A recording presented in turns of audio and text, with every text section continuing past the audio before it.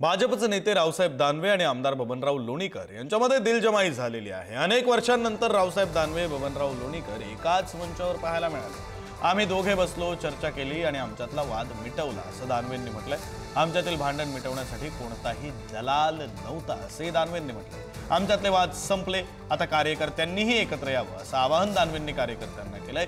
मी आणि लोणीकर जर एक असलो तर जालन्यात आम्ही स्वबळावर जिल्हा परिषद निवडणूक जिंकू असा विश्वासही दानवेंनी व्यक्त केला। मी आणि बबनराव एकत्र आलो याचं काही लोकांना दुःख होईल। रावसाहेब दानवेंनी नाव न घेता अर्जुन खोतकरांना टोला लगावला। त्याच्यामुळे कार्यकर्त्याला मी आश्वासन दिले तुम्हाला की बाबा आता आमच्यातले वाद संपले, आमच्यात वाद होणार नाही। आज मी परतूरला आलो, मी बबनरावला निमंत्रण देतो आज की तुम्ही बी एकदा भोकरदनला या।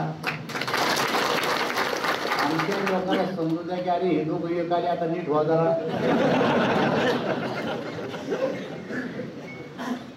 हा मेसेज गेला पाहिजे ना। जिल्हा परिषदेचा अध्यक्ष कोण? बबनराव सांगितलं की आम्ही दोघं ठरवू। एवढा विचार जर असला तर मग हे होतं का ते होतं आम्हाला काही देणं घेणं नाही पडलं, काही देणं घेणं नाही। पण या जिल्ह्यामध्ये आम्ही दोघं आलो एकत्र, याची काही लोकांना दुःख होईल नाही असं नाहीये, दुःख होईल।